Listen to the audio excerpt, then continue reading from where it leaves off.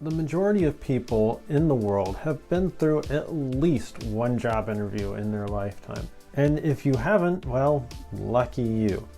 But for me, there is one particular question that I absolutely hate when it comes to job interviews.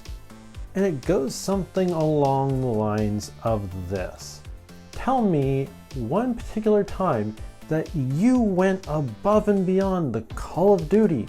This one single question has it out for me because it hits to one of my weakest points, which is my memory, or lack thereof.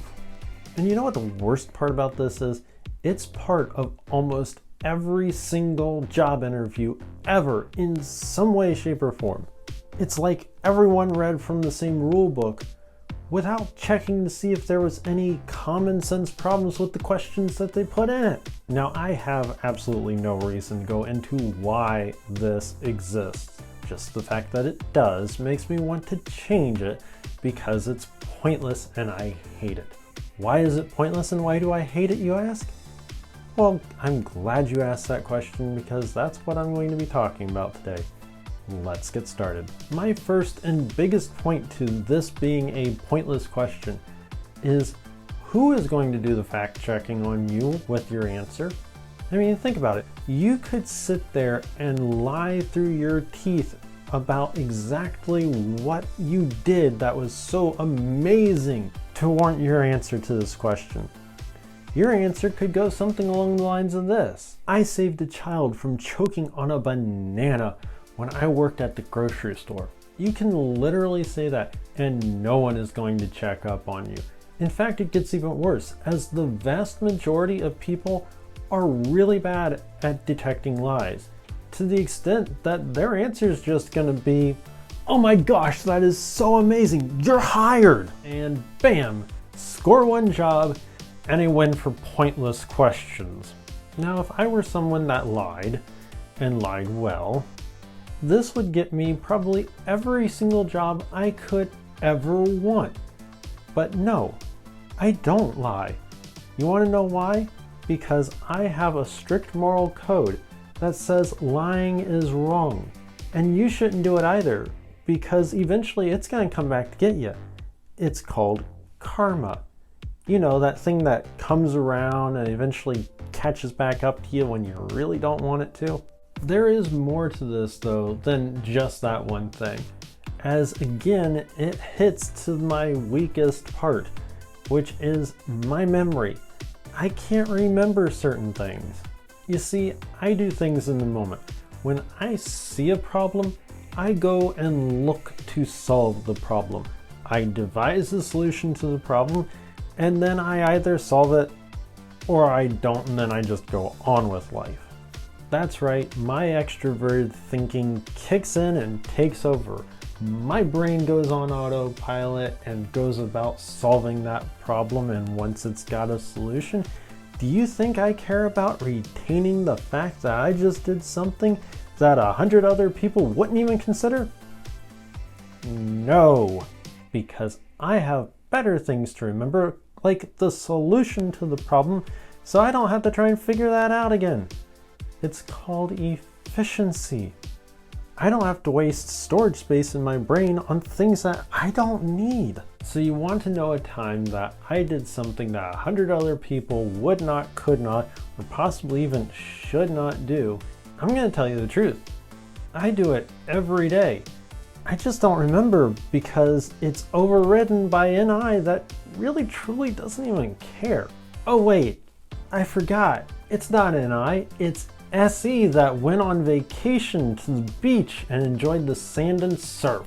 While the interviewer is asking me this question, my brain could wander off to the fact that this is a waste of time. I could already be out there making your company money and helping it become more efficient in the process, help to solve all the little problems that the company has created for itself. Now yes, it occurs to me that I could make a more efficient way of answering this question, perhaps a PowerPoint slide, detailing all the little menial ways that I have gone above the expectations of the company But then I would also have to go about explaining exactly how my expectations for myself are at times crushing for me because I have a body that doesn't want to live up to the expectations and doesn't have the endurance it needs to do everything I want it to do. Oh, and the fact that my expectations for myself are higher than your company's expectations for me.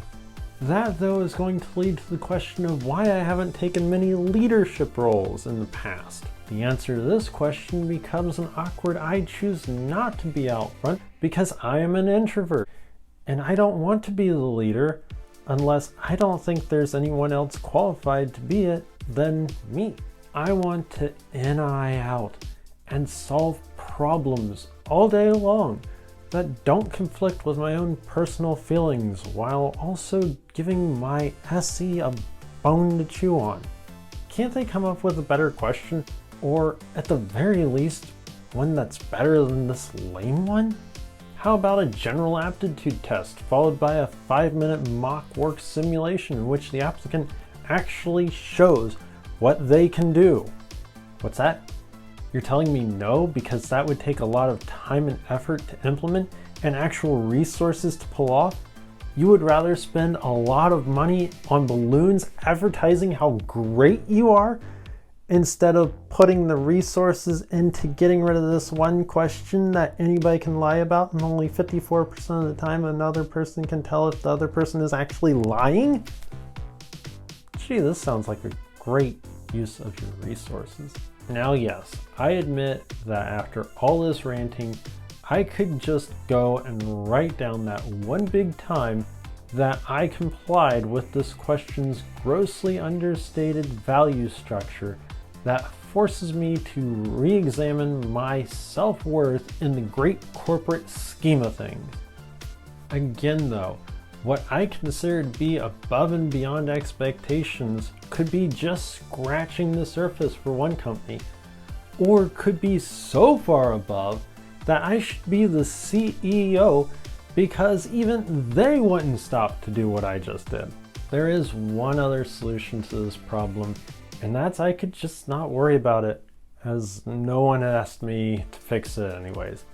Then I could let my NI relax and my TE and it work together in harmony to try and figure out a way to get 1 million subscribers.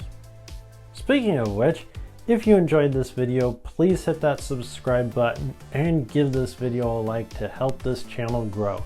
Also, if you have a question that you absolutely hate on interviews, let me know by dropping your comment in the comment section down below.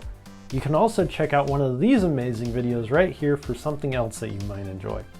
But as always, don't forget to always be cool and have fun.